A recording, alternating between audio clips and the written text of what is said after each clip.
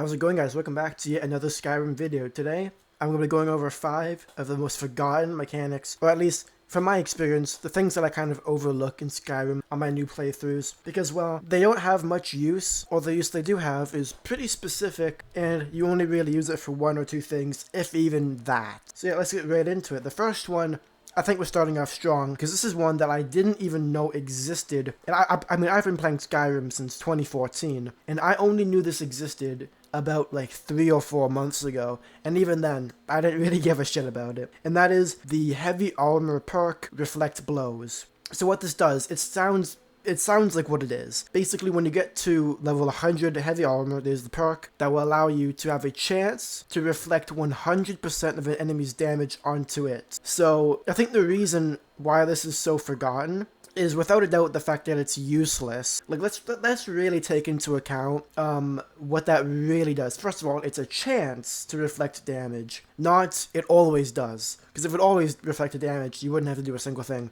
But it has a chance, which in and of itself is like, it really diminishes the value of it. But also, when you really think about it, enemies don't usually do that much damage to you. Especially considering you're wearing heavy armor at level 100, meaning even with all of, like, you have so much defense that it's not really doing any damage to you, so there's not much to reflect, even beyond the fact that most enemies in Skyrim are just flat out weak. I mean, think about it. If you have even like a one-handed sword at that level of the game, by the time you get heavy armor to 100, even a sword would do 100 damage against what? A dragon whose bite might do like 50? Like, really, it's not that useful, and it's only a chance. As well as the fact that heavy armor and light armor, in my opinion, are 2 of the hardest skills to actually level up in the game, aside from like lockpicking or something like that. So this is really just forgotten, or at least it's underused. The next one we have is the fact that you can actually like buy dogs. Now, I'm sure everybody knows about the main named dogs like Barbas and the ones you can get in the Dawnguard DLC.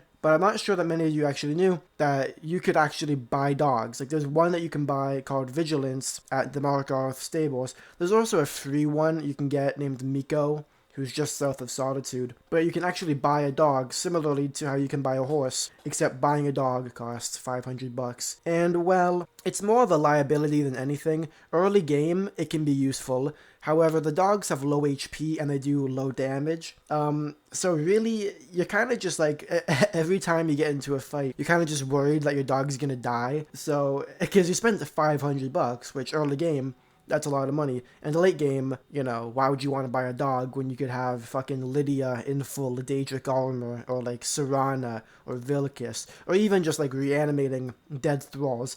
Late game, a dog is useless. Early game, a dog is minimally useful. So yeah, you can buy a dog. The next one, this one is definitely a forgotten mechanic, and that's dragon riding. So in the Dragonborn DLC, you unlock a shout called Bend Will, and first of all, the Bend Will shout is just useless. The first word is Earth, and the only use for the first word of that shout is in the actual main quest of the DLC, using it to break Mirak's will on the stones, the different earthly stones. There's not one single usage for the first word of that shout ever again in the entire game. And the second one is Bend Will on a human, which I believe it either calms them down or it makes them stop fighting. I'm not 100% sure. In fact, I might actually be flat out wrong. I think it might actually just straight up do nothing, because it's pretty low level. I'm pretty sure it's basically the shout equivalent of like the calm illusion spell. And then the third shout is Bend Will on a dragon, and aside from actually using it in the actual Dragonborn questline, it's just not useful. Dragon riding kinda sucks ass. You can't control it.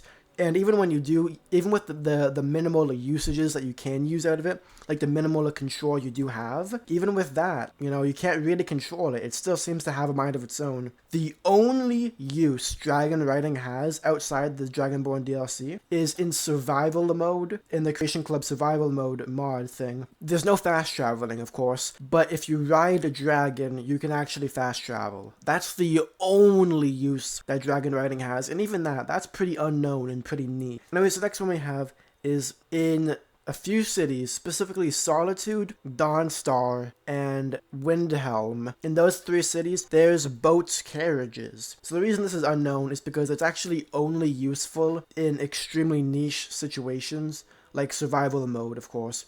Or if you just want to do a no fast travel, roleplay playthrough. But in Dawnstar, there's a boat by the Dawnstar Dark Brotherhood Sanctuary who would take you to Solitude or Windhelm, and then obviously you can take the Solitude one to Dawnstar or Windhelm, or vice versa. So the reason why I really actually like this is in survival mode, if you don't have good armor, you could actually potentially get soft locked by freezing to death or just not being able to get into any warm position nearby.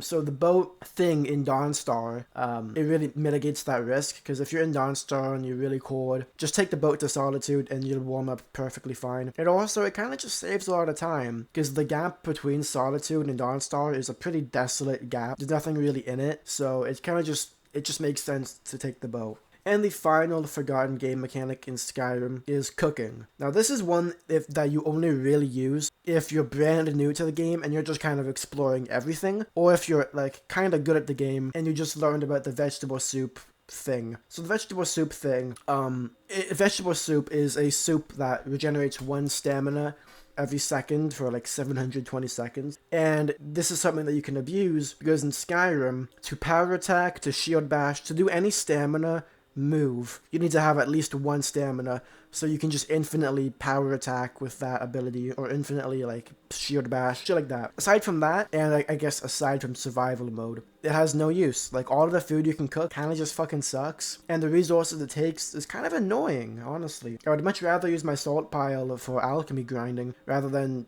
grinding out fucking cooked venison. Like, who needs cooked venison, be honest, come on now. But anyways, that is 5 game mechanics in Skyrim that you may have forgotten or you may have overlooked. Thank you all so much for watching, I really, really appreciate it. Make sure you guys to drop a like and a sub as always. And yeah, stay awesome, and peace out.